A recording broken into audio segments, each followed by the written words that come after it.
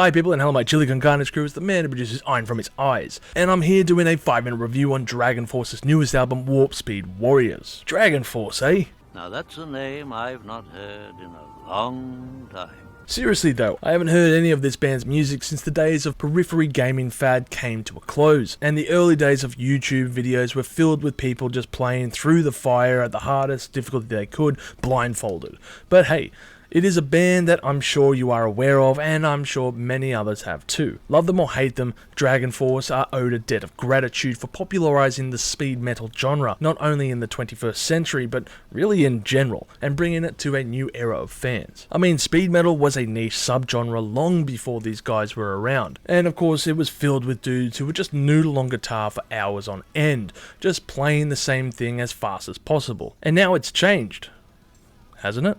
For one, people now record themselves doing this and put it on YouTube. So I think in a way it's come full circle.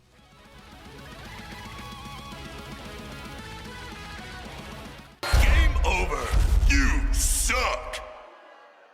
So here we are at the band's 9th studio album, and first in for years, marking their longest gap. Let's get into this one, eh?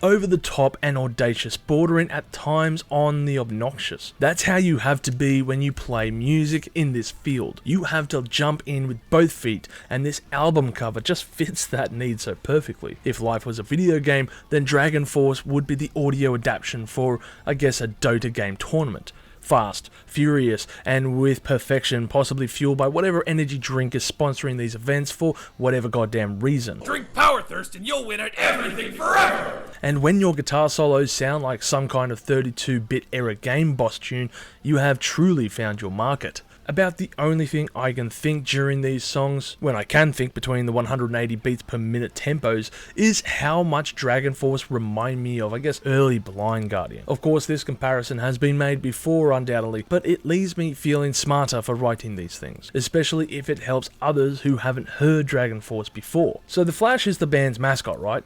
But when they do slow songs, it feels sacrilegious and a bit uneasy. The song Kingdom of Steel is such a tune, and while it's supposed to transcend the mind to a world of knights and such, but all I can think of is the Role Models movie with that goddamn foam swords and medieval fairs. It's such a flat song that is trying to be epic and unfortunately lost me in the process. At least the follow-up song Burning Heart soars high with its power tool speed setting pace. Finally a song that matches my resting heartbeat.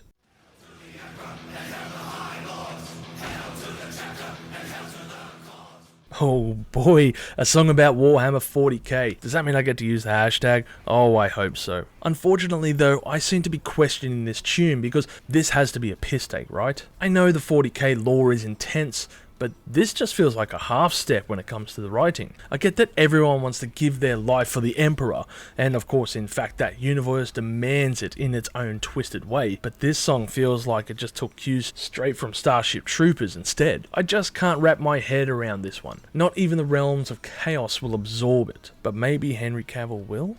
Now I'm not gonna lie and say this music is for me. It's not.